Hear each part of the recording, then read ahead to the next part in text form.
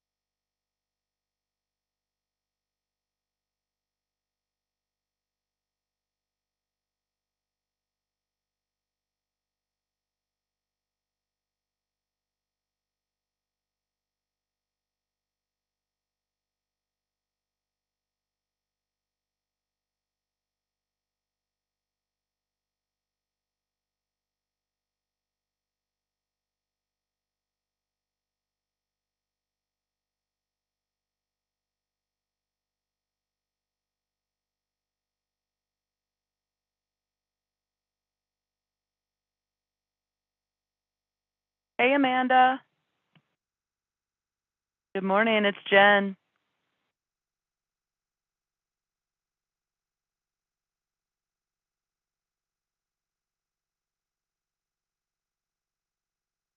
Sorry, I see you're connecting.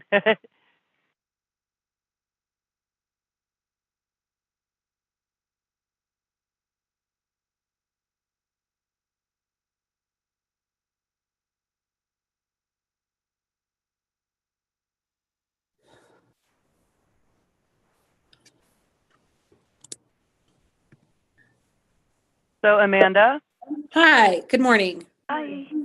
Um, Strauss Park Shelters, which is the first item on the agenda, that's a mistake. That just needs to be deleted. We actually have an update on them that I got Oh, from okay. Cindy Neely, so it can stay. Oh, great. Okay. Yep, I worked thought I out had really made a well. mistake. Nope, Okay. we are And good then to go.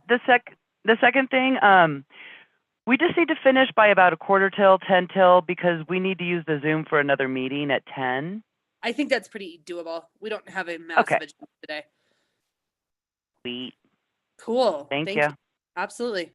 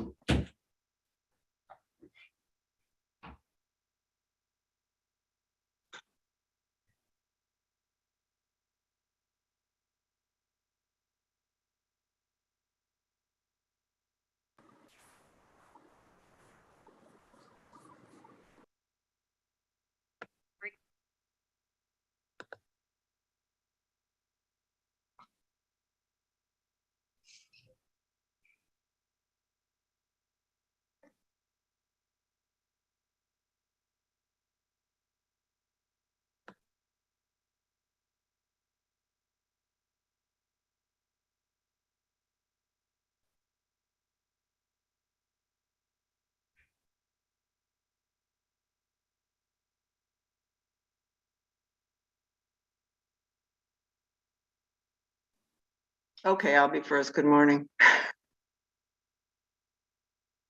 We've Good already morning. talked. We've already talked. You're late. Well, I'm joking. What do we miss? nothing. Just we have to be done by quarter till, which I know is going to break everyone's hearts. So just you know, 9:45. quarter to 10. Oh, shoot. No, Miss everyone's Scott. going to be so heartbroken.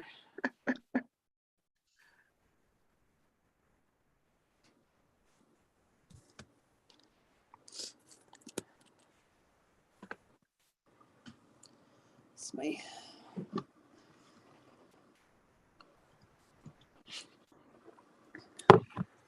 There's another meeting following us. I don't have my normal view where I can see all of you. I can only see one at a time. That's kind of annoying me.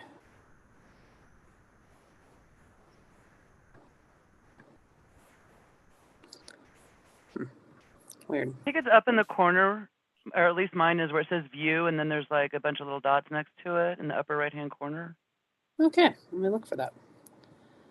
Thanks for the tip. Ah, yes. Haha. Nope.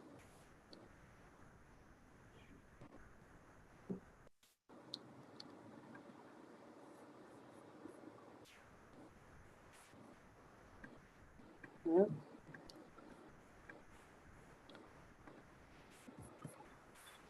Okay. It looks like we have a quorum. So we can go ahead and get started. It is 8 a.m. excuse me, on Wednesday, March 2nd, and I call this meeting of the Georgetown Business Promotions Commission to order. Could I please have a roll call?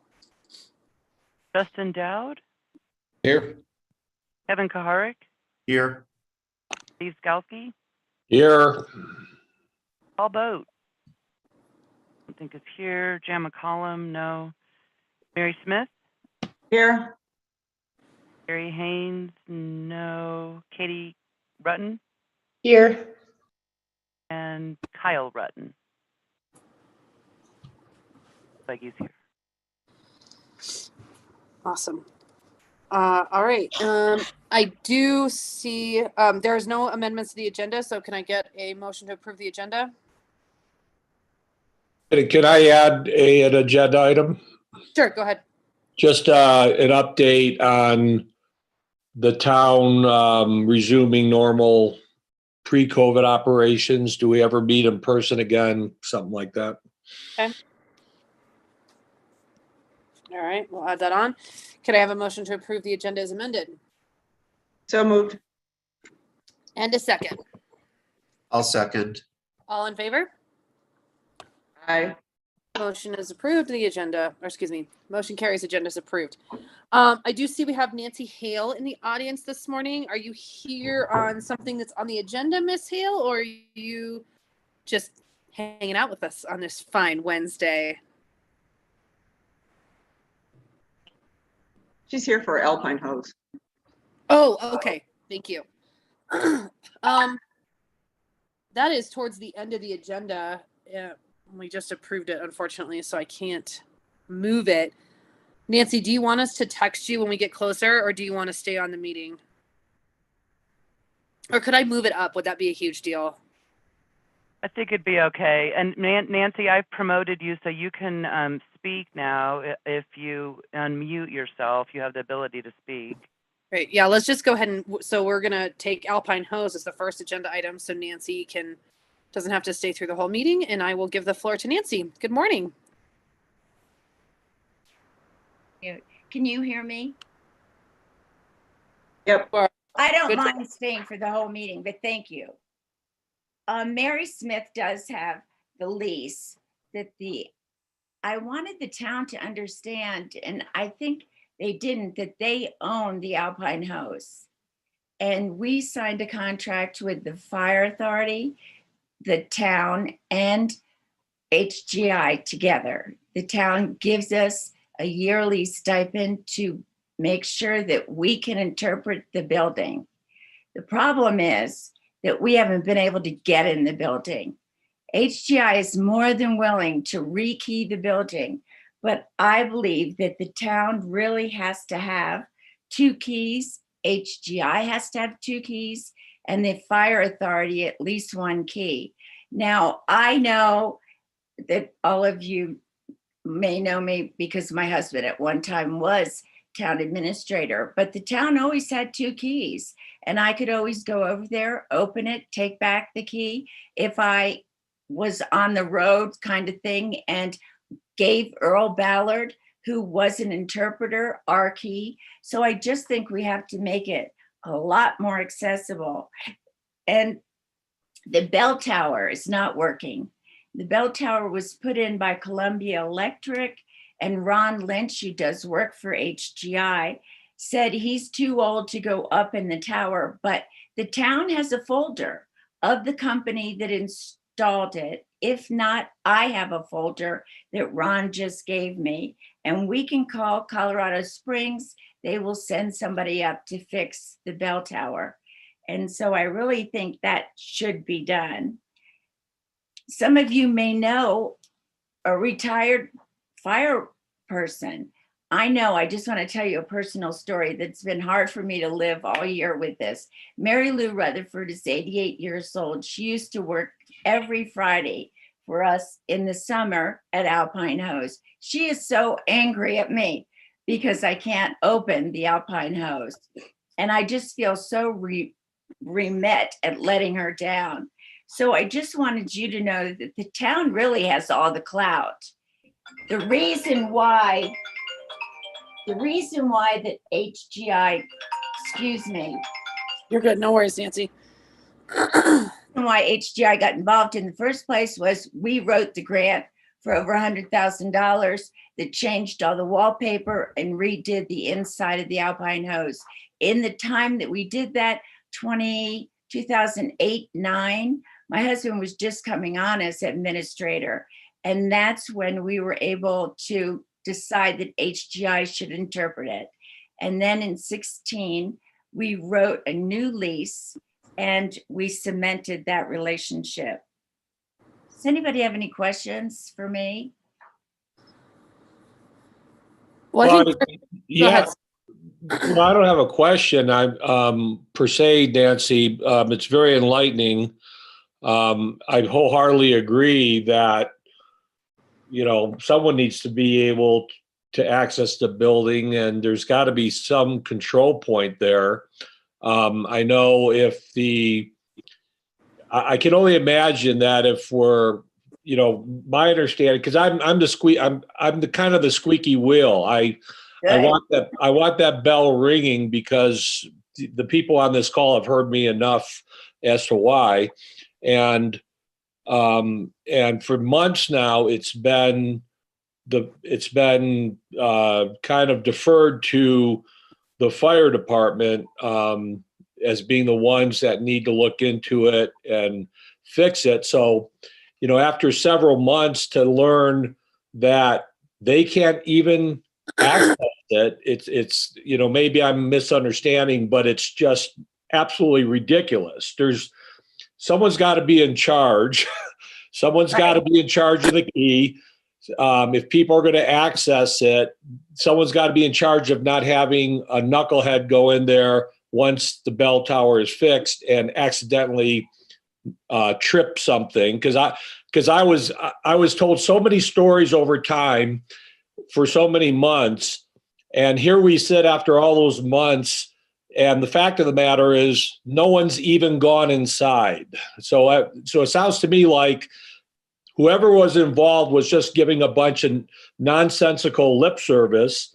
And I would think that the fire department, if they are or were somehow involved, I got to believe they've got more things to worry about than the bell ringing. And I respect the fact that they probably have other priorities. So anything I can do to help, Nancy, please solicit my help. Thank you so much. And I will say to you too that the town was always the leader. The town administrator always held. Kelly would answer the fire alarm, and there were many nights that 1 a.m, my husband was out the door meeting Kelly at the Alpine Hose. And I did meet with Kent Brown, and we just talked about the lease. And so obviously HGI let the ball down too. And so I do feel I take responsibility for that. But in the long run, if you would give me permission to rekey it, I will make sure that all the entities get keys. I can follow up with the bell. And we did get in last year and we cleaned the building thoroughly, and we'll always do that too. Now, the fire authority owns the entire contents, and I am trying to work something out with them that they will allow me to go in and clean all the silver and really get it looking really great. So if somehow maybe I need to go to the Board of Selectmen too. If they will at least give HGI permission to follow through, we can get this done. I don't think that's necessary. Can I make a motion to direct staff to coordinate with HGI to rekey the building and to get the bell operational and maintenance taken care of so that it can be opened for our upcoming summer celebrations? Right. Yeah, absolutely.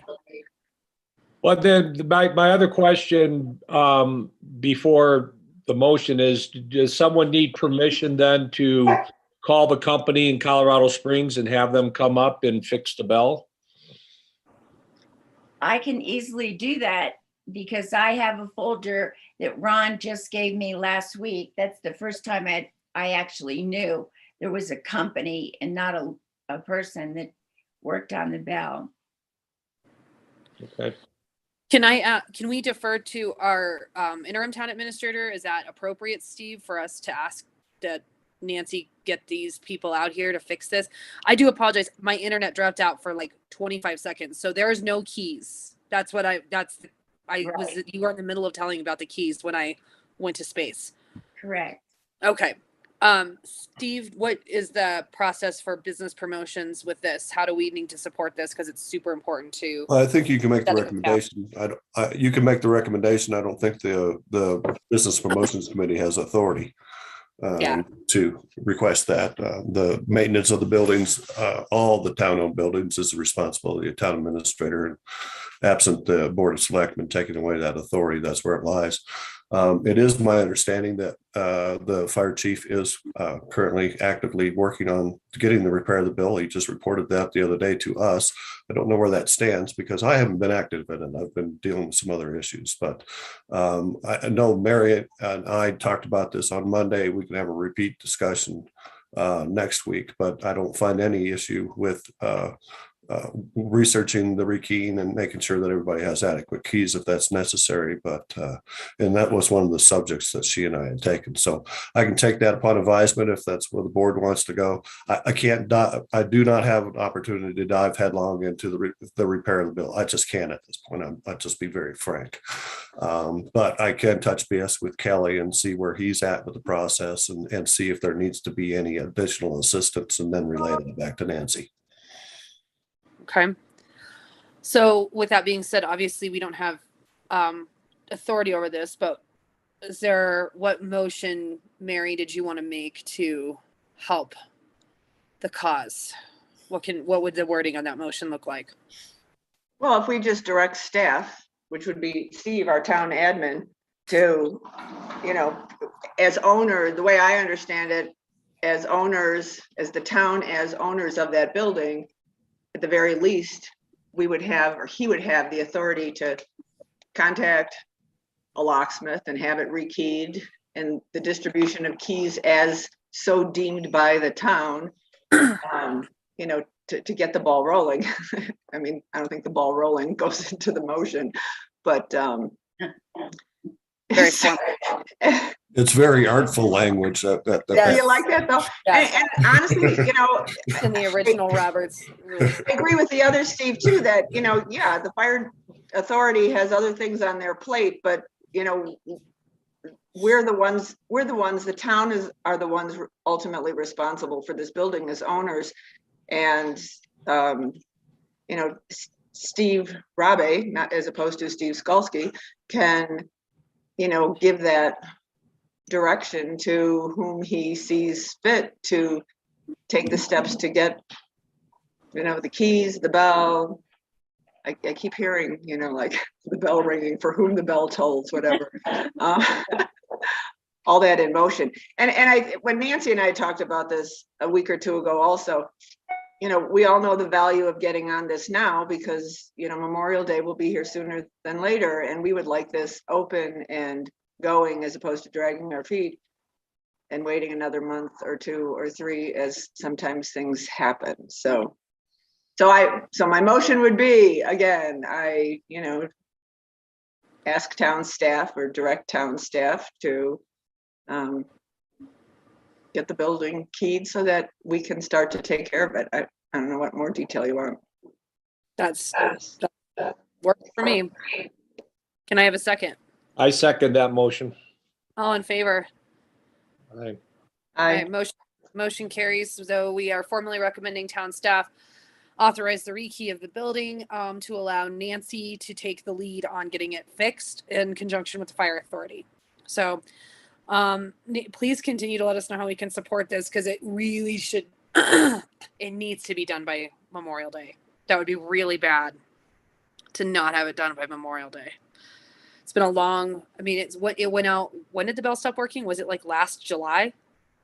Yes. Okay, It stopped working when they put for whatever reason, and I'm not saying there's a causal relationship, when they put the flag up on the bell tower for the 4th of July, then all of a sudden. That's right, it was the 4th of July. Yeah, then it just stopped working. Okay, well, please continue to let us know how we can support you, Nancy, and it's obviously really important to the town and to us, so we will continue to be squeaky wheels on your behalf. Thanks a lot. Okay. I appreciate it. Absolutely. Bye, Absolutely. guys. Thanks, Nancy. Thank you. Because I had moved Nancy up on the agenda, I did not welcome any managers or owners of businesses. I don't believe we have anyone on the call. Is there anything going on that anyone wants to discuss at this time or? All right. I'm sorry, pulling up my notes. We do have an update on Strauss Park shelters that came from Cindy Neely. So everyone is aware, the booths they're going to be torn down in early May. This was a conversation Cindy and I had the other night. They're probably not going to be up for the majority of summer. It sounds like they have to redo the concrete, which was, if Steve Skalski, you recall, remember that was kind of a thing at the Strauss Park meeting. If we did or did not have to redo the concrete, it sounds like they have to redo the concrete, unfortunately. So that means that the booths are going to be torn down in early May, and it's going to be the way for most of summer this year. Unfortunately, this is a necessary evil. We can't control it. It has to get done for us to have a bigger, nicer park at the end of the day, and especially in time for Christmas market. The configuration is what was agreed upon, and the restroom will be done. And if town administrator Steve has an update on this, it sounds like April on the restroom. Is that correct? Yeah, I believe so. Early April. The one, yeah.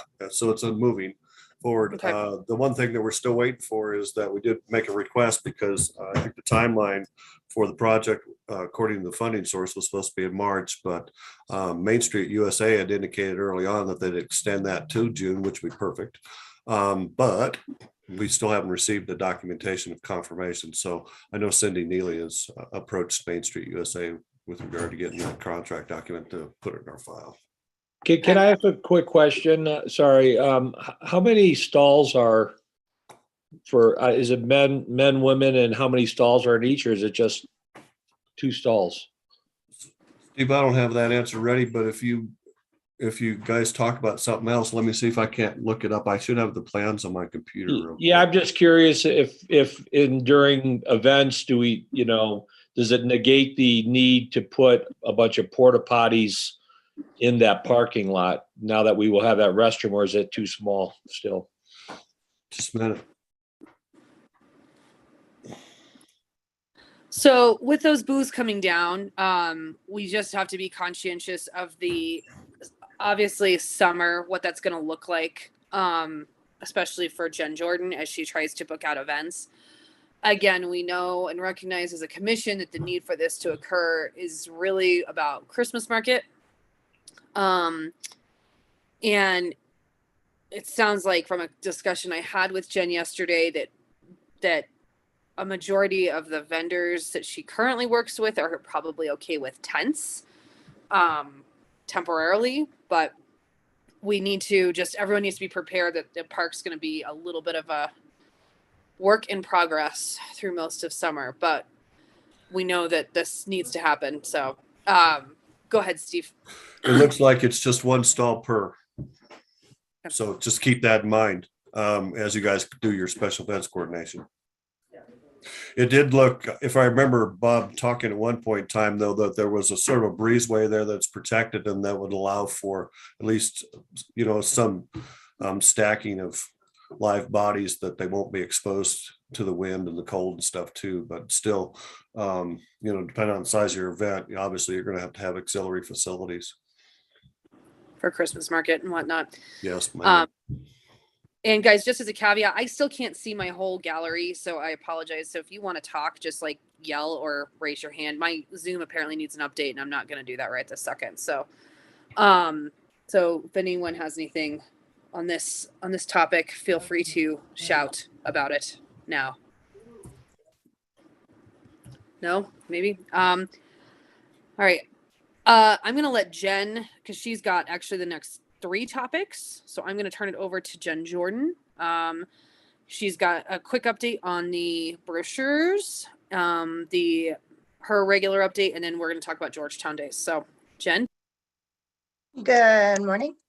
Quick update on the brochures is they're all redesigned, typo free, and a sample has been ordered. We're pretty much just going to reorder them exactly the way that they were. I just want to see an actual printed sample before I go ahead and order them, just to make sure the layout is correct. So far, we're still okay for most of the visitor centers that still have our old brochures. We're not out. As soon as those are in, it took about 4 days last time I ordered them. So I think by early next week, we can start the distribution of those new brochures. So that's that. Any brochure questions? Okay, moving on. My update, I think I was just gonna talk a little bit on the Winterfest recap, which had some really bright spots and some not so bright spots, but was a huge learning curve. And I think from an operations standpoint, it was really awesome. Everything worked the way it was supposed to. Obviously, we had a big snowfall in the morning, so that took out about half my vendors that called and said they wouldn't be able to make the trek. 2 that actually did and left within 15 minutes just because of the wind. The ones who did come, it wasn't a banner day for them, but they were really positive. They'll definitely be back. They were really supportive of everything that we were doing. The ability to have the fire in Strauss Park was huge as far as a draw for people to the park. Gwinella's scavenger hunt was awesome. We had like 40 people participate in that, which was super fun. Everybody really enjoyed that. So love to build on that moving forward. The hockey tournament part of the day was absolutely beautiful. They had a great time. That part was great. We had Cabin Creek serving beer, and we had a great coffee vendor that came up from Mead that made the trip and had no trouble. All 3 food trucks made the trip, which was also really positive, and are all willing to come back for events or just a random weekend if we need the food help. The generator worked great. The turtle plugged into the generator worked great. The Whirlwinds were super nice in allowing people to plug into their home. We didn't actually need that, but it was more convenient than the setup that we had. So that part was really positive. Like I said, operationally, everything worked really, really well. And that was nice to see. We were able to have enough power to generate everything we needed. The DJ setup was great until his equipment was blowing across Wayland Park. But before that, it was awesome. So, we can't, obviously, we know with the festival in February, we can't control the weather, and we'll obviously sort of rethink that and how we want to do it and build on some of the events. I learned that 511 has like 2 world famous ice carvers as cooks there. So that would be an awesome thing. But we definitely have things to build on. I'm happy that the vendors and the food trucks were all really positive and happy to be there. And everybody that was a part of it seemed really positive. So that part of it was great. Obviously, we had weather issues that we couldn't control, but I thought we worked around it as absolutely as best we could. So that's my Winter Fest recap. If anyone else has any observations or feedback for me, I'd love to hear it. Or not. Do you guys have anything on, Kevin, was the museum open that day? Yes, it was. And special events are tricky for us. We've been having more success during special events with visitation, but not on this day. And I don't think it was because of the event. I think it was because of the crazy weather. It was bad, then it was good, then it was bad. And so it's hard to connect how our business was to this event. I think it was more weather related. One observation I had about Winterfest, and this is they're purely coincidental, but I think it's something we have to be conscientious about, not just for Winterfest, but especially going into summer, is the traffic that morning was horrendous. It was absolutely a nightmare. And I am extremely concerned, especially with the project at the bottom of Floyd Hill, how we're going to be able to navigate that. I actually had to run to the Restaurant Supply in Denver that morning to get stuff from Restaurant Depot. And it took me almost 2 hours to get from Genesee to Georgetown. Yeah, the vendors were basically, when they were mapping the commute from Denver up, said 2.5 hours was what it was going to take them to get here. So obviously it was an hour. It was just under 2 hours for me. And I was in the car, like it was like 11:45 when I was coming back, or probably closer to 12. Honestly, it was afternoon. It shouldn't have been the ski traffic rush. And then, you've got, I don't know how to combat it. I don't know what to do. I don't know if there's a solution. Well, and I think rather than combating it, how can we capitalize on it would be the direction that I would like to take. And I don't know what that looks like off the top of my head at this moment, but if there's a way, we know there is a way to capitalize on it. We have in other bad traffic situations been able to capitalize on it to some degree, but how we can maybe expand that, because I don't think we can combat it at this point. I mean, it is what it is.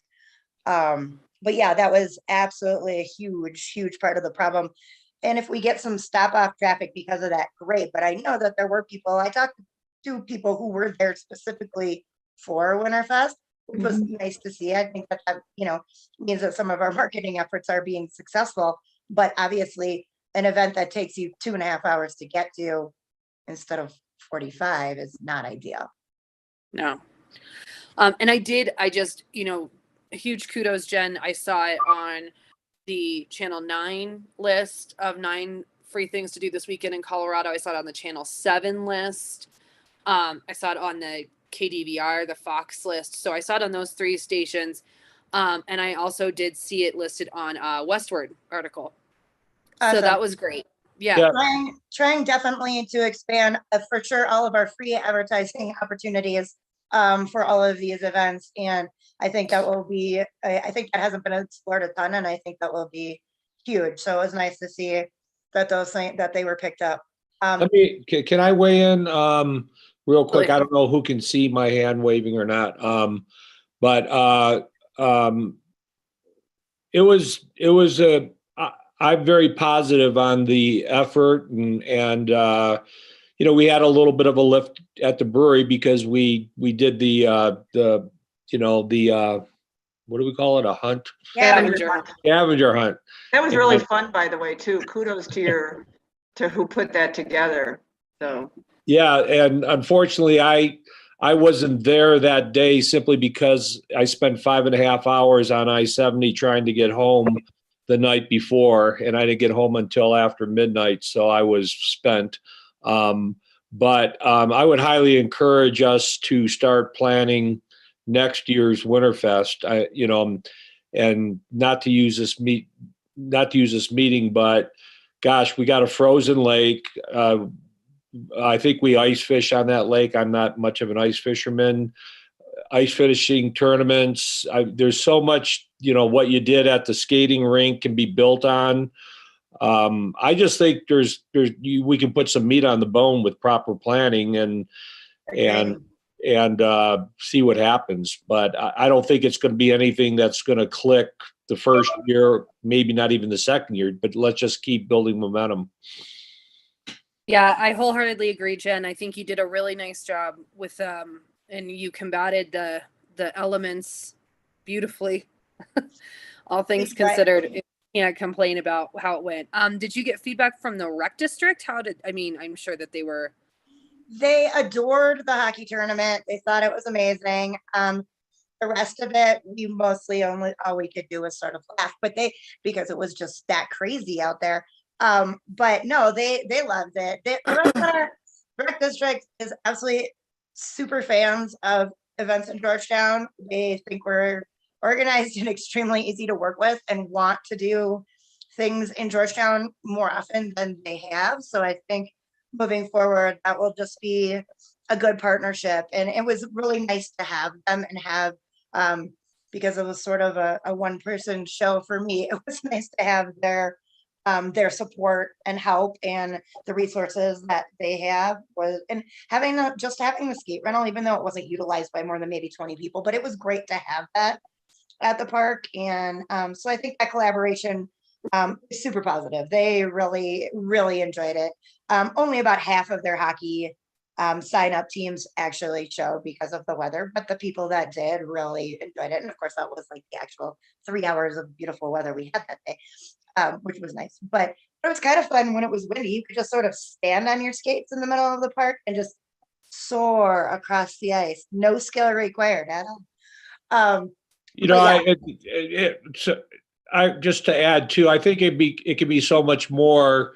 Even looking at one of the things I mentioned to my team member Cassie, who works our events now, we'd have enough time, but I said, let's go up the pass and let's have a toboggan race or a sled race or something and find some snow. And it's nothing dangerous or anything, it can be 30 yards or whatever.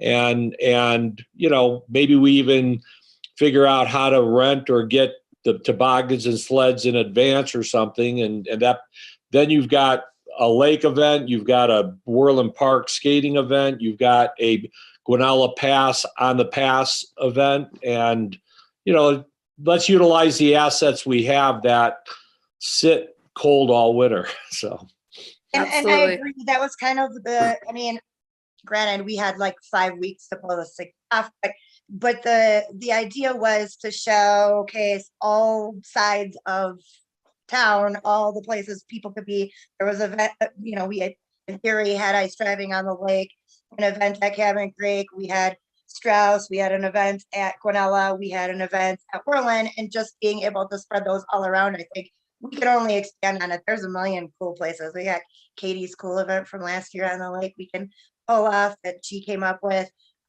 There's lots of super fun things I think we can do, and I'm all about starting planning for events a year in advance personally. So yeah, I think there's a lot of fun places we can go with that, and please feel free to keep shooting me ideas. I appreciate the feedback completely. One other piece of feedback that came from a vendor that came to my place after to have food, they were saying that they had wished, and I realized that there's many challenges with this, but they had wished that we had beer in Strauss Park. And I know that comes with so many challenges, but they felt like people would have hung tougher if they could have had a grown-up beverage. And I think I think moving forward for many events, we just are gonna have to figure out with all of its challenges, how to move forward with that. It's a consistent feedback for almost every event where it's not present. And how do we do that? And we just have to be able to figure it out. That's my opinion. But so Okay. any assistance I can have with figuring that out, I will take, for sure. We'll work on it. All right. Does anybody else that I can't see, Justin, Katie, Kyle, because I haven't heard from you guys, have anything on Winterfest? One more thing that I was just going to bring up. One of the things that we did in Strauss Park when I had a vendor collapse was I set up a Visit Georgetown booth, and I kind of want to have that kind of presence for pretty much every event moving forward. I just have pamphlets. Anybody who wanted to add to it could, but basically all the brochures and pamphlets that you might gather at the visitor center, just present in the park. And most of the people we have are local, which is fine. But moving forward, that is not the case. And I like the idea, and hopefully everybody else is supportive of that, of having a booth presence with Georgetown specific information. Seems to make sense.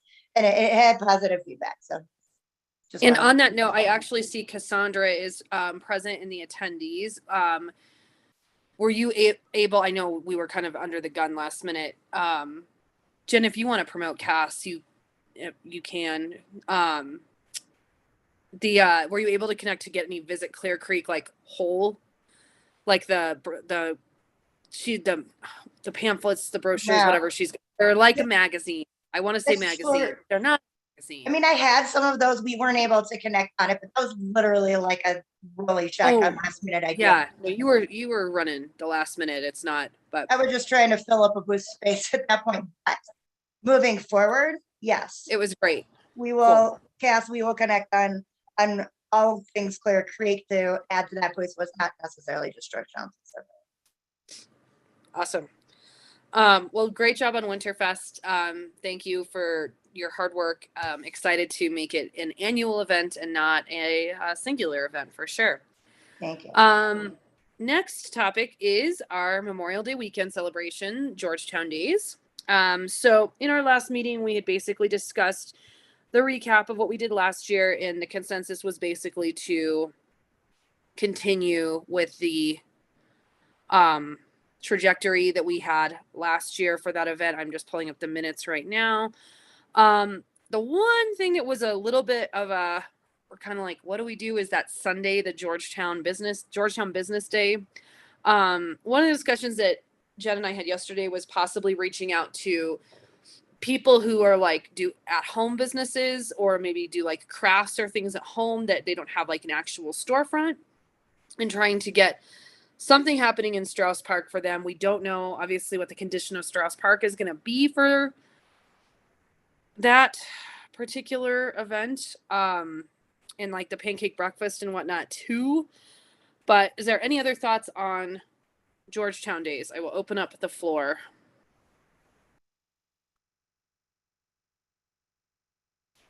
I'm just going to start calling on you guys since I can't see anybody. It's just really annoying me. Why is my computer doing this? My little dots aren't there. No hands are up so far. No hands. Okay, super. I Thank can you for- see everybody. Excellent. But I would appreciate any feedback anybody has for that Sunday, just thoughts. And for how the whole can we weekend in make it general. cool? Yeah.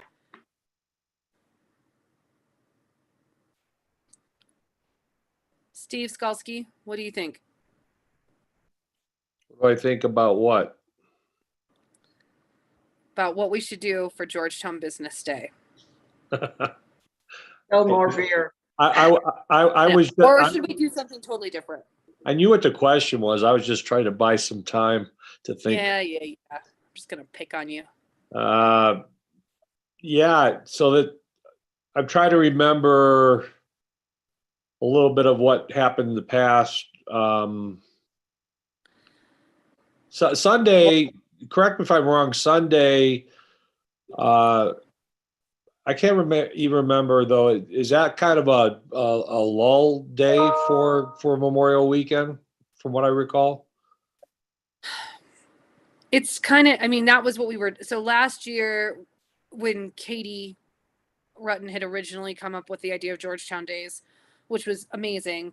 The Sunday was coined Georgetown Business Day. And basically it was, you know, she went out and asked businesses to share a special, and it wasn't just like it wasn't just businesses, it was nonprofits, it was the museums, it was kind of basically an opportunity for everyone to sort of like showcase a special. And if I recall, Katie, I think like 6 people did something. Does that sound about right? Yeah, I was gonna say, I felt like Georgetown Business Days got really convoluted because I was trying to get businesses to like promote the passport, the business That's passport, right. or whatever. And I think it kind of like blurred the message a little bit because I don't know what your guys' opinions were, but I felt like the passports, while a really good attempt, were a flop. And so it like blurred the message a bit. Like people, like the businesses didn't really know what I was trying. Like, I don't think there was a clear, like, use the passport that your promotion is in to capitalize on the weekend. So I think it's not, I think Sundays should still be Georgetown Business Day, like with like working with the businesses, but one, getting more out ahead of it, having a clearer message. And then last year I really wanted to have, and we did it with the passport, but it confused things. Like Georgetown Days branded big poster that they can put outside their window, like ask us about our Georgetown Days special. And then on social media, now that Jen Jordan is in charge of social media, like weeks leading up to Georgetown Days being like, this business is having this special on Georgetown's Days, come try it out on Sunday. It's way out ahead instead of the incorporation of the passport. So I think if without the passport use, if it's just like, you know, Guanella Pass Brewery has a big sign on their front door that says, you know, it's very simple, but it's Georgetown Days branded, and it says, we have a Georgetown Days business special going on today. Ask your bartender what's going on, you know, something very simple. It'll go much smoother. And then promotion on social. So If anybody has, and I agree with what you're saying, Katie, my challenge, I've tried to do some promoting of businesses for events like, say, Bighorn, where, you know, if you offer something, you get that big sheep in your window. I had 2 businesses actually respond to that request, and I'm at a loss of how to engage in a better way to get participation, because obviously if there are Bighorn sheep and it makes sense and people see that and they get it, fine. But if there's 2 businesses that are doing it, and it wasn't for, I mean, there were emails that went out, I walked into businesses and I got flat out no's. yeah. And so I'm trying to figure out how to engage that in a different way so businesses understand that it's to their favor and it make that. And I guess I'm asking for a little feedback because I'm struggling with how to do that in a way that garners response so that it makes sense. Well, I hate to push things on social media when I have 2 people participating. It looks weird. well, maybe it's an opportunity, and I'm trying to think out of the box a little bit, but maybe it's an opportunity for business promotions to demonstrate somehow, some way, its appreciation for all the businesses, whether the businesses play ball with any of our events or not. And maybe we come up with something that doesn't require the businesses to opt into or opt out of. They just become the beneficiaries of whatever it is we do. And so what do? You know, maybe it's coming up with a poster that highlights all the businesses. You know, anyone who has a business license gets on there, and we hype up the fact that, and then we proactively feature businesses leading up to it, whether, you know, and if someone calls and complains that they're getting too many phone calls, you know, it is what it is. But, and the idea has got to be baked, but maybe that's the approach, where we don't try to get all of this cooperation. We just go ahead and promote all of our businesses in Georgetown. Yeah, And I to piggyback on that. Oh, go ahead. no, go No, ahead. Katie, go ahead. I totally agree, because I feel like getting business participation and signups and okay, yeah, I'll offer this was so much to coordinate, but it what lacked, and perhaps that was, again, I felt like it got convoluted with the passport, but it was the clear, like trying to get a clear message from each business about what they were sharing so that we could put it on social media was like this total cluster. So I feel like totally, like if you can just put, if like at one point when Travis was running the social media, we would do this thing once a week where we would do like a business spotlight. And so we would go in and take pictures of like Nigel and Anderson and post a bunch of pictures about them, and people loved that. Like they just loved like reminiscing and just seeing that business get attention. And we didn't ask for any permission to do it. We just did it. And the business owners that we did promote that ended up seeing it on social media really loved that. And so then it made them feel like, I guess, special, if you will. And so it's almost like don't ask for permission, just sort of like, let's just give that businesses spotlights no matter what. And then leading up to it, you can say, make sure to stop by and visit them on Georgetown Business Days. And if a business has their own Georgetown Business Day special running, then that's up to them or not up to them, but they are more responsible for promoting that than the event itself. Because all you can do is lead people to it. You know what I mean? You can't make every business. One of the angles to get the word out too could be, why don't we have the honorary mayor dog give its paw of approval to every business, and, Yeah, and that's right. that's kind of the lead, and we use the dogs network and everything else just to promote the hell out of all the businesses. Yeah, I think that's smart. So yeah, to that end, Jen, basically what I was going to say is exactly what Katie just kind of conveyed there, is that we maybe at this juncture for this particular event need to generate the content ourselves.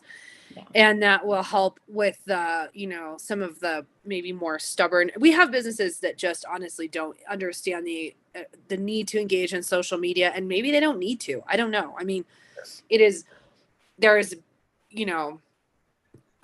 gaps between how people marketed at one point and how people market now. And I think that we don't need to change hearts and minds. We just need to generate that content on our own. And if it means, like taking a picture in front of Stonehenge and, going in and showing, or the candy company, all of those things, like getting, hitting the brick and mortar businesses on 6th Street, and then the other piece that we had talked about was reaching out specifically for that Sunday piece, work at home business, people who don't have brick and mortar storefronts, to have the opportunity to come put up a tent at no charge somewhere in Strauss Park.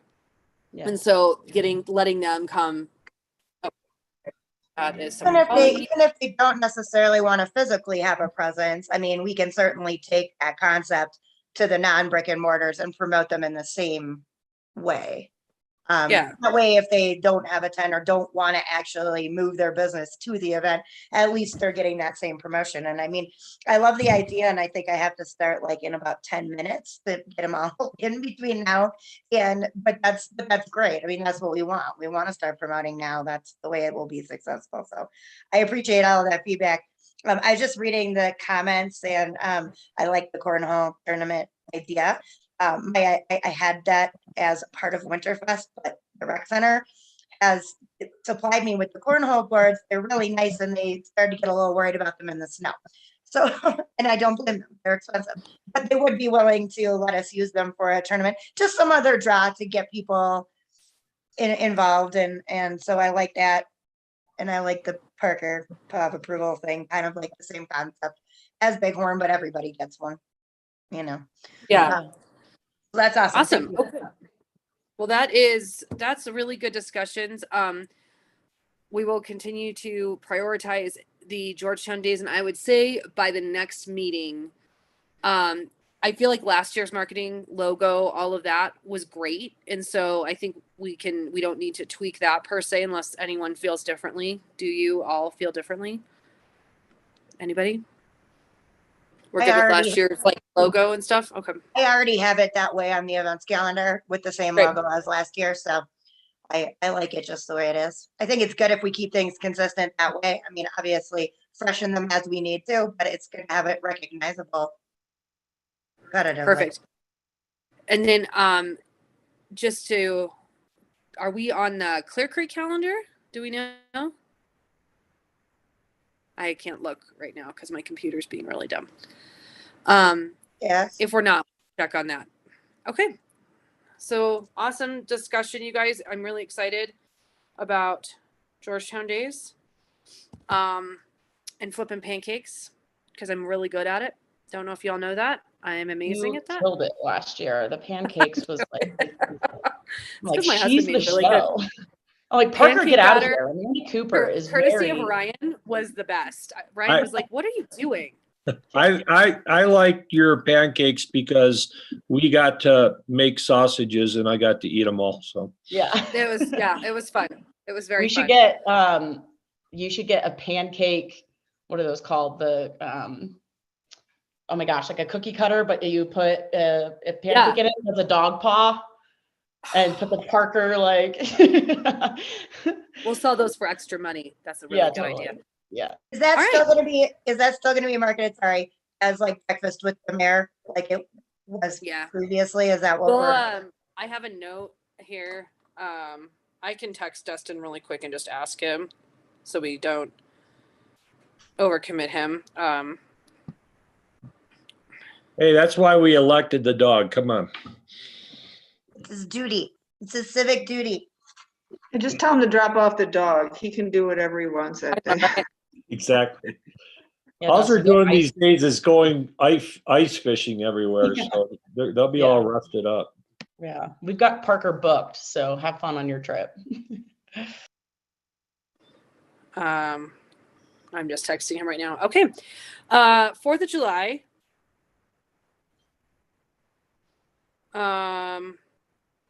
Yeah. If anyone is interested in discussing that now, sorry, that's not what I meant to say. We are discussing the 4th of July. I'm multitasking, trying to make sure we'll have the Merritt's pancake breakfast.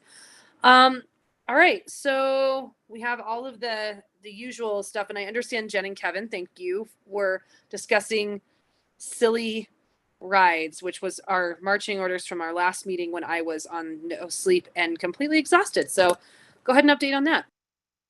Just looking at different ideas. Kevin sent me some various festivals approach to safer versions of things that we have enjoyed, and a lot of those look feasible in my opinion. I've been doing some of that as well. I don't have a comprehensive overview of it just yet, but I think we probably will by the next time we meet. In my town hall meeting yesterday, Randy was very interested in having a mechanical bull on 6th Street. I wasn't sure if he was kidding, but apparently he was not.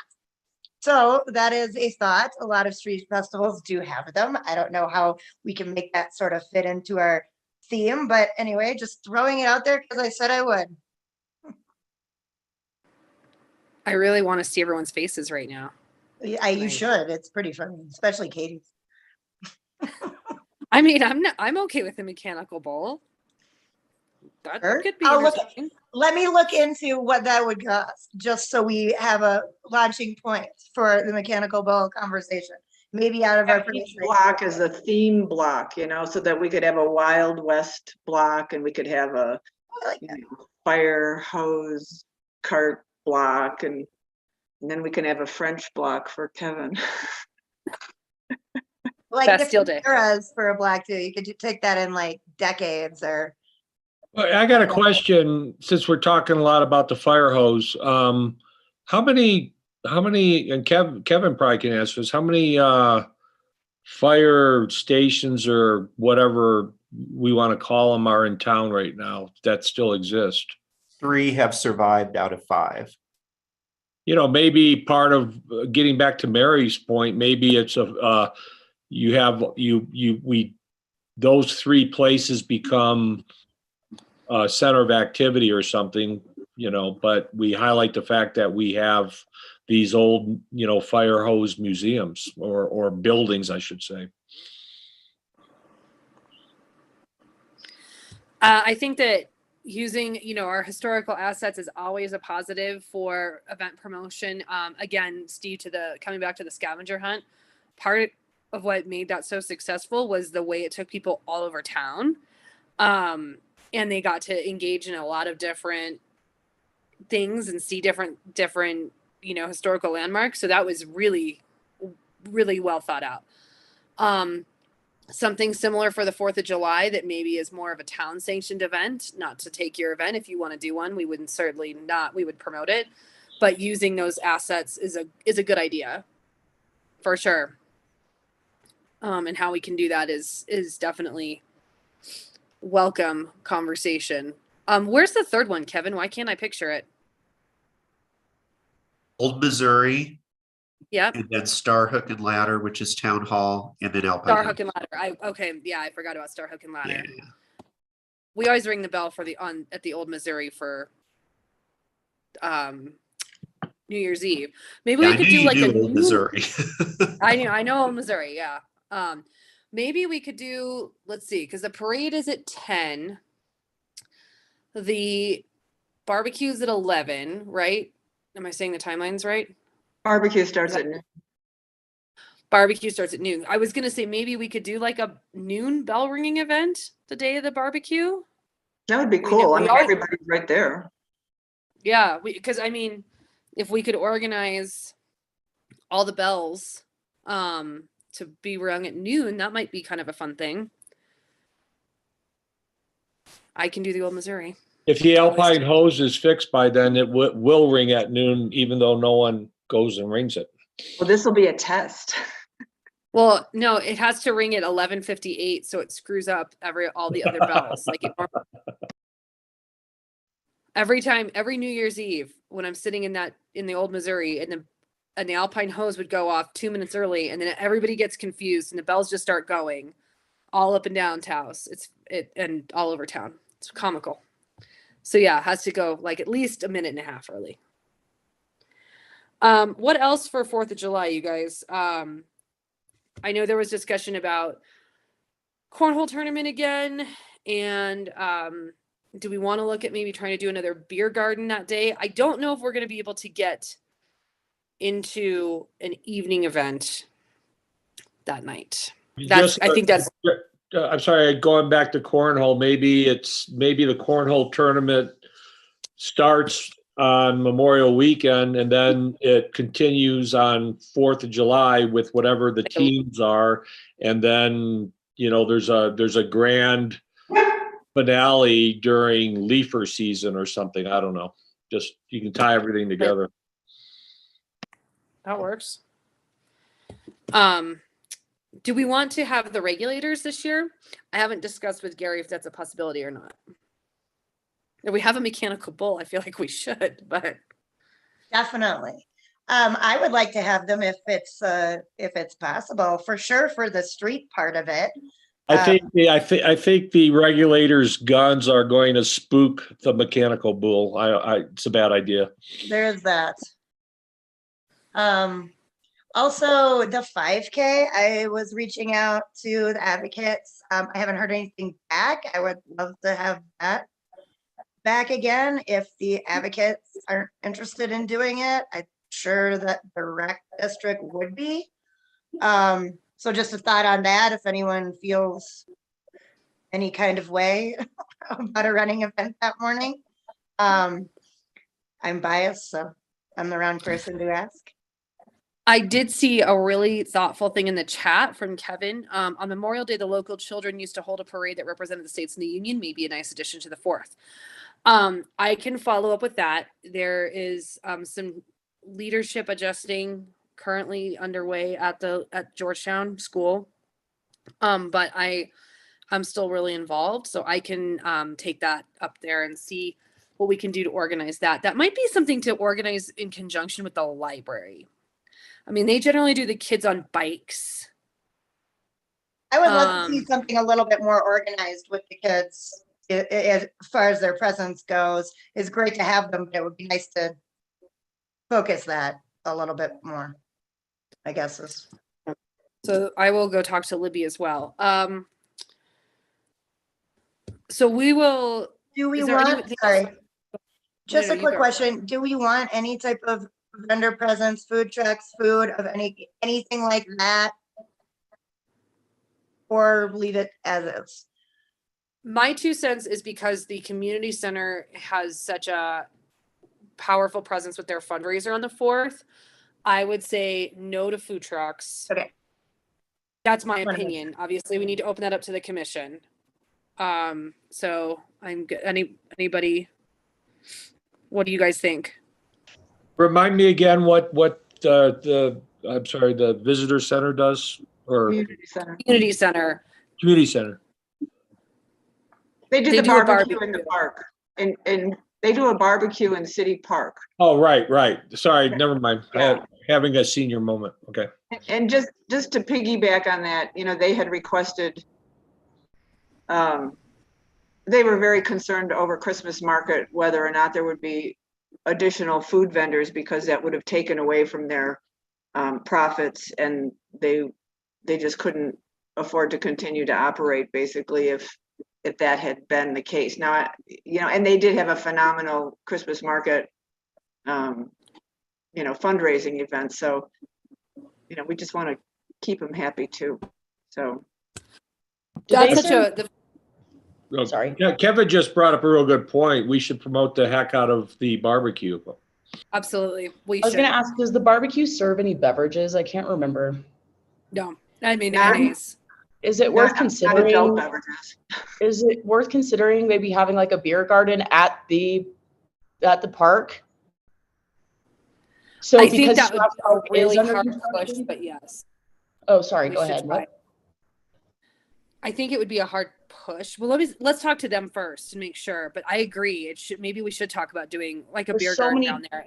People there every year. It's like, why is there? We should definitely be, if we're going to promote that, put a beer garden down there. We could do a Amanda, beer garden. What's the history? Do they just not? Are they kind of against alcohol or something? Or I don't think so. I think it's more of a crowd control thing because it's so, generally speaking, when we have these discussions about trying to do open container events, the biggest point of contention for, and rightfully so, for town law enforcement is the points of entry and exit in really crowded areas. So not being able to have really well contained areas for people to consume in. Like your beer garden was good because it was very distinctly roped off, and it had all of the elements it needed to for control. They also have to be sponsored by nonprofits, which the community center would qualify as a nonprofit. But I think it's more when you sponsor it, somebody has to take on the responsibility of the management. And I don't know if the community center is up for that, but I don't want to speak for them. That's not fair. I mean, it's certainly worth a conversation. And if we could figure out how to support them. Yeah. Is it possible? I know that like the park is always super full anyways on 4th of July, but is it possible to like put like a border around half of the park that says you have to be within this border if you're going to have an adult beverage, and then it kind of separates like people with just kids and food versus people that want a beer with their barbecue, and it's easier to contain? It's super, I think it's super doable. Sorry, I'm just throwing them. No. Super doable. And I think they have had a concept like that with the beer garden, not necessarily in that park, but for a previous year. But I mean, I think that just between, obviously one entity would have to agree to take that responsibility. But as far as being able to control it, I think it can easily be done. We just have to convince the people that don't agree with that message that it can be done and should be done as a huge part of that. Sorry, Amanda, go ahead. who actually is in charge of the barbecue? It's Mark Reynolds primarily. Is it an organization behind it, or is it just? It's the community center. I mean, Mark Reynolds is probably the most, I mean, he and the volunteers, that run the community center. So Diane, that board, let's see, it's Diane Lee and Mark Reynolds. And then all the guys that volunteer, Bob, another Bob. Bob. I know, right? They're the ones that do that.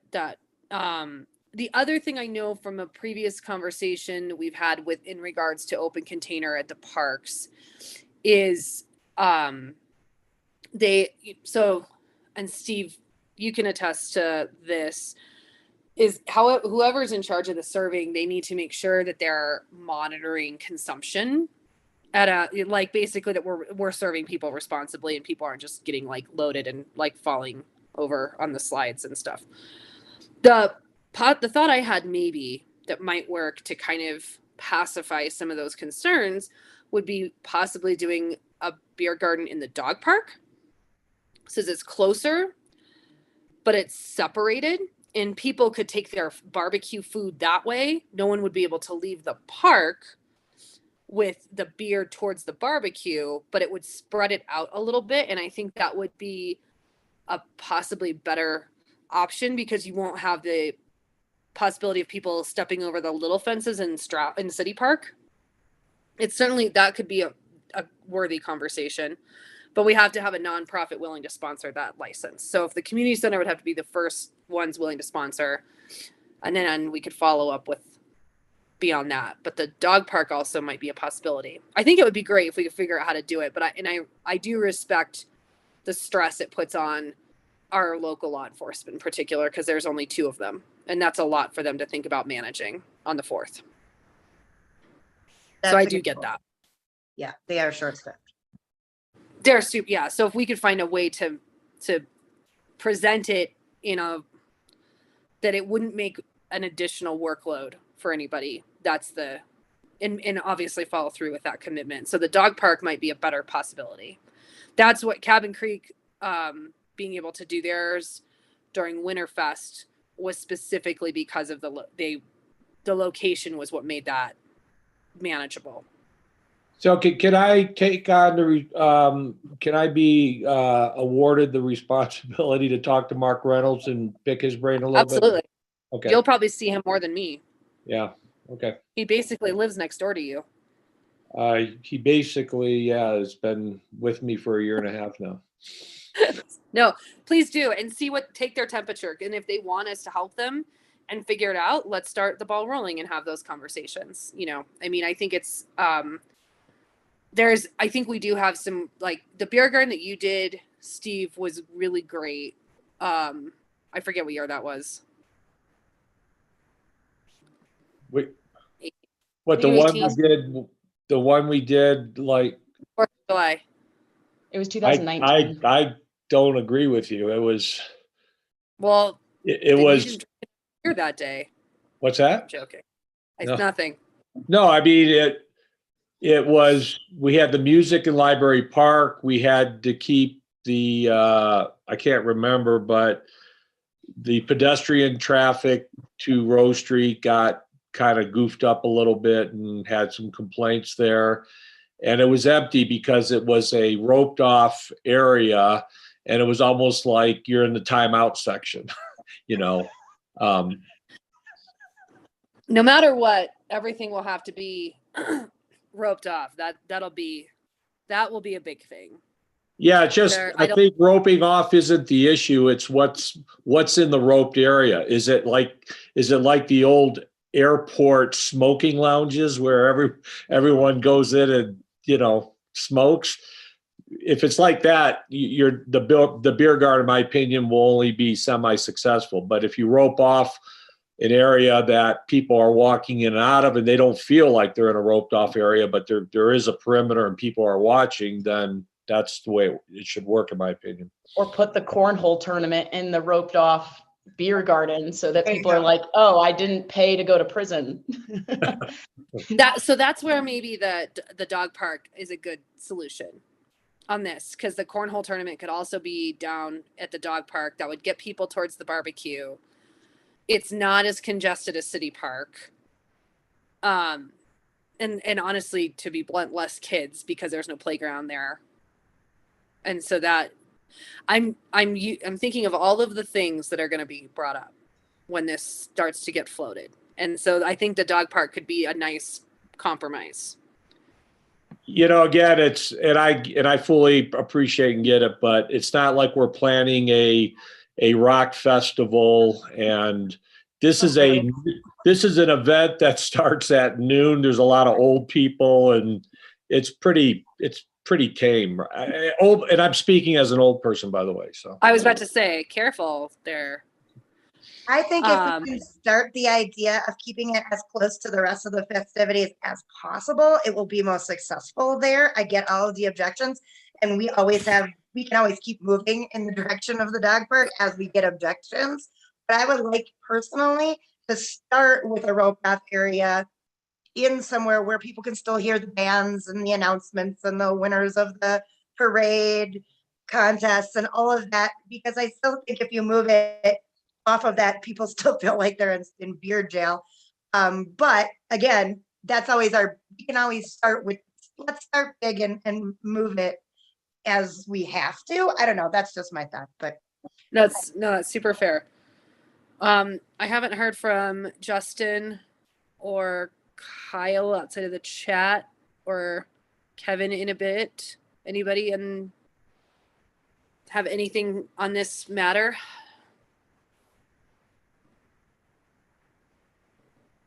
Nope. Just a thought.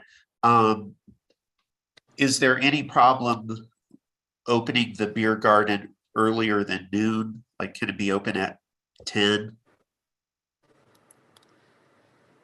I mean, I think if it goes, there's no law that says it can't be open. That's right. Before. It's They whatever. have certain hours. I'd have to look it up. I can look Okay. up the Oh, is hours there? that they're allowed. Yeah. Okay, yeah, if we could find that out, I think that would help with our planning. I think the earlier the better. What I'm always reminded by with my my visitors is that they're not all from Colorado. A lot of them are from the East Coast, so 10 o'clock for us is noon for them, and they're ready for a beer or a mimosa. And so I think we need to remember that our audience is broad. Well, we'll check on the hours. I always forget that their laws are different for special event permits versus. Okay, so we're good. The hours are 7 a.m. to 2 a.m., so we're good. Oh, good. So we can open it at 7 a.m. Exactly. Excellent. 7 a.m. it is. That's where Amanda and I will be before we start directing float traffic. You can find us there. It's a good parade. Oh. Don't sleep that whole weekend anyway. Might as well get going early. Whew. No, that's too early for me. Unless I'm in an airport, then it's different. Okay, so anything else on 4th of July?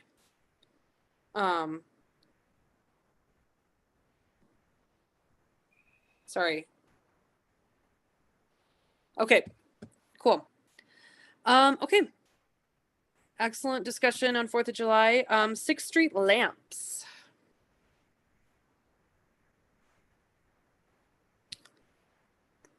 Do we have an update on this that? is where I'm supposed to come in. Hello, sir. I see Kevin shaking his head. I was hoping maybe he'd take the burden off of me, but he didn't.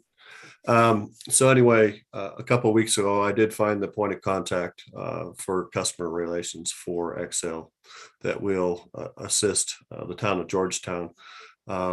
I unfortunately lost last week because I didn't get in town because I actually got snowed in Canyon City. You guys were just nothing here, but we had 10.5 inches, so I couldn't come up. So where we left it with the rep from XL was that I needed to meet with Scott and determine. He made several concern and complaints or reports back when he was putting Christmas lights up.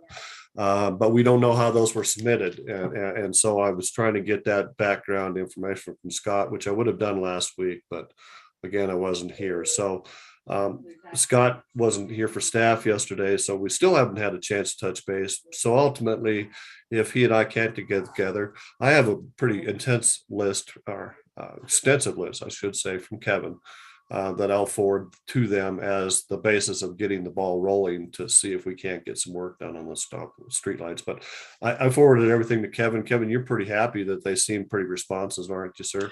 Yeah, this is the best position we've been in years. So I really appreciate you finding some answers. Yeah, I think the good thing, and that's a takeoff of the last meeting, is that I think we have determined that Excel has some degree of responsibility for the maintenance of lights, even if they're not their standard street poles. So I think that's a good part. And I think we've got an active individual that wants to pursue it.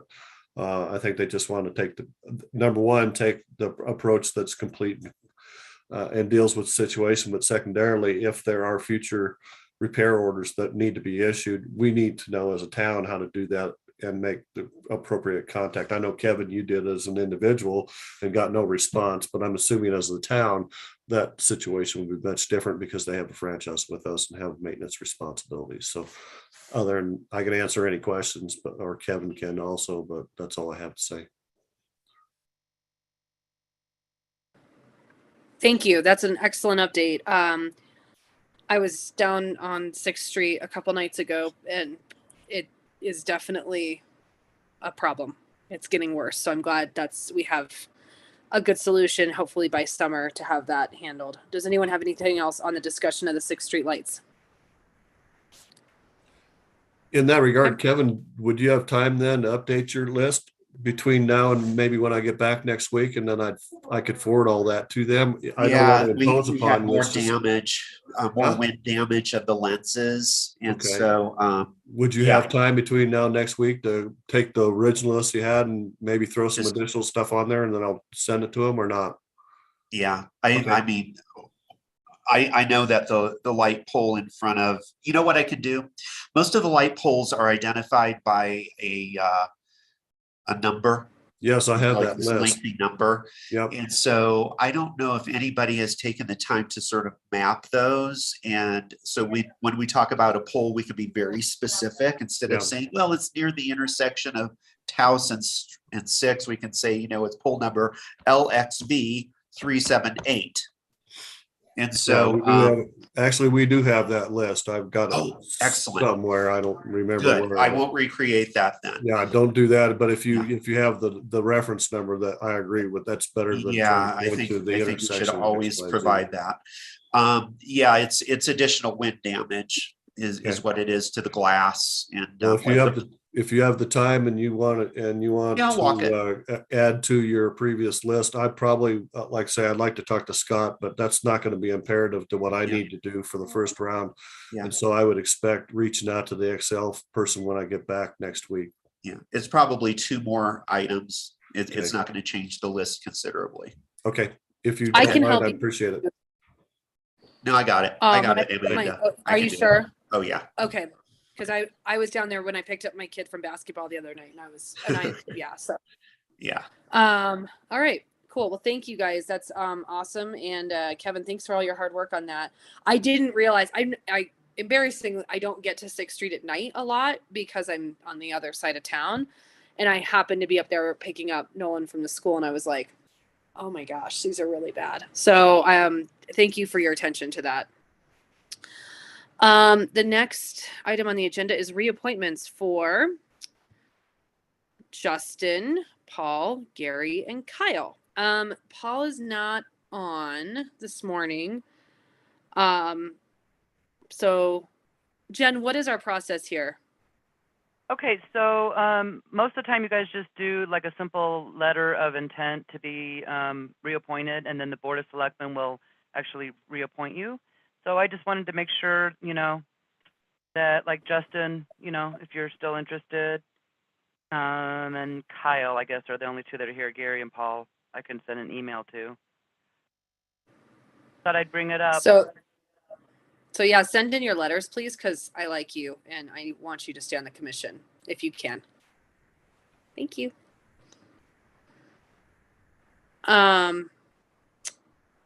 Is there anything else on that, or is that it? I got a thumbs up from a Kyle. That's great. The workforce support discussion in a conversation Jen and I had yesterday is kind of taking a different direction with some of our storefronts potentially coming up empty and for rent. And so I think she had a really good idea about tabling that, and she and I are actually going to meet with Lindsay Valdez a little bit later this month and see if Lindsay has some ideas of how we can support possibly some new businesses for 6th Street, and if CCDEC can help us with that and like marketing that. So does anyone have anything that they want us to bring to the, oh, and there's a possibility Paul is actually in the attendees queue if you want to let him in.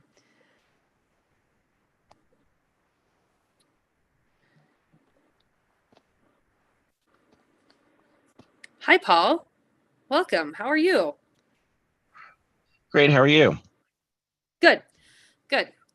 So we're just the last topic of discussion was you being reappointed, literally, amongst other members. So if you would like to continue on the commission, you just need to send a letter to the Board of Selectmen. Okay. Okay. So on that note, on the workforce thing, does anyone have anything they want to add on that? I have an empty storefront on 6th Street across from the museum. The art gallery moved out. There's a for lease sign there. And yeah, I'd like to see some activity in my block. And so well, that's what we're hoping Lindsay can do. Yeah. And so, you know, I've seen a lot of turnover at that complex across from us over the years. And so I'd like to see something, you know, really, you know, vibrant with a draw. I don't know how to do that, what that looks like, but, you know, it is, when that was built in 1978, it was pitched as a prime location, and it just doesn't seem to be exploited to its full potential. And so I'm really thrilled to hear that Lindsay's going to help in some capacity.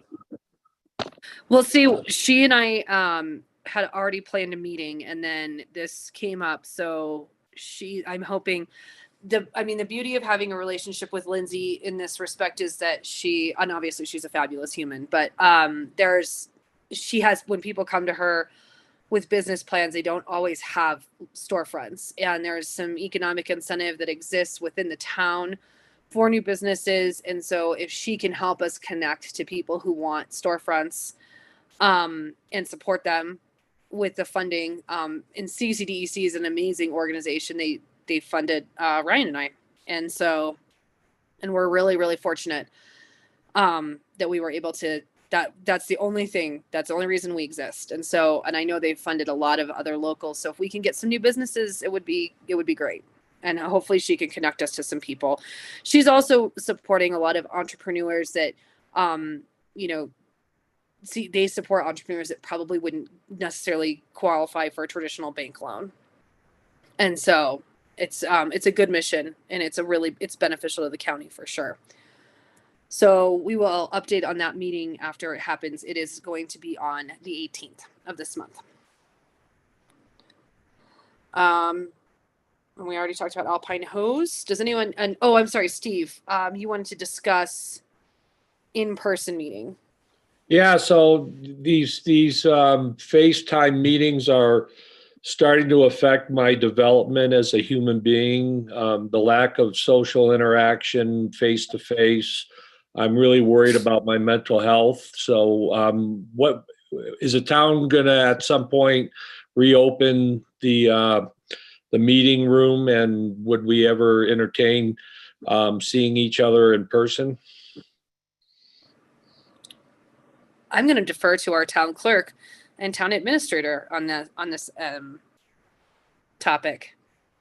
I can say that I'm meeting with our tech guys on Friday to be able to set up like hybrid meetings, to have that option for people. So I'm thinking the same thing. I know the Planning Commission has mentioned they want to meet in person, and so has Parks and Rec. So I'm hopeful we can all start meeting in person again. But I'll know more after Friday. Yeah, so right now, Jen, is there any, is town hall open for meetings, or do you have to does that have, even if it's not a hybrid, would we be able to meet? I mean, as far as I know, I think it's open for meetings. I don't know why it wouldn't be. We don't have any, I guess I'd have to look through the previous health orders, but get a definite answer, but I don't see why we couldn't. We don't have any limitations from COVID regarding that anymore, but that's just my opinion, so. And I think a hybrid would be good to start, because I see, Justin doesn't look like he's sitting at Rose Street Bed and Breakfast right now and Paul's sitting in his car, so. No, hybrid meetings would be really helpful. I think, honestly, just in general, I think we are engaging on a different level. I actually now am able to attend most of the Board of Selectmen meetings, which I couldn't do before because I was home with my kids. And I know that for people to be able to engage with us and come to see us without, again, Justin is in St. Louis, I'm presuming, and Paul's in his car. And, those are, I think it's helpful. I mean, I know Katie and Kyle worked in Denver for a good year and attended most of the meetings from Denver. So having the option for both is helpful. And especially if I'm stuck home with a sick kid or something. So snowstorms, whatever. So yeah, I think let's see what they say on Friday and maybe go through one more meeting. And then we can make a plan at the April meeting if we want to move to in-person meetings starting in May, and that'll give everyone time to kind of decide what would be best. Does that work for everybody? Or do you guys want to try and do in-person in April no matter what? I'm going to make everybody talk now. Let's wait and see what Jen comes up with from the meeting on Friday, because I think this is going to it'll affect a lot of the different commissions and the board too. So maybe we can have some kind of consistent rollout. Yeah, it would probably be best if we did it as a community and not just went rogue. That's fair. Just decided we were going to do what we want while other people are not doing that. That would be uncool of us. Were the meetings put on YouTube before, or was that a COVID thing? Yeah, they were. They were always on YouTube. That's how we get it, and they're on our website. They're live streamed and they're archived. Yeah. Mm-hmm. I can remember if I knew that they were. I remember at one point it was a public access channel. That I don't know if anybody gets it. We got rid of that a long time ago when we got when we redid our website and we were able to stream on our website instead. We thought that was better. Then public access television, like Wayne's World, yeah, definitely better. That was last century, Amanda. Step it up. That was a long time ago.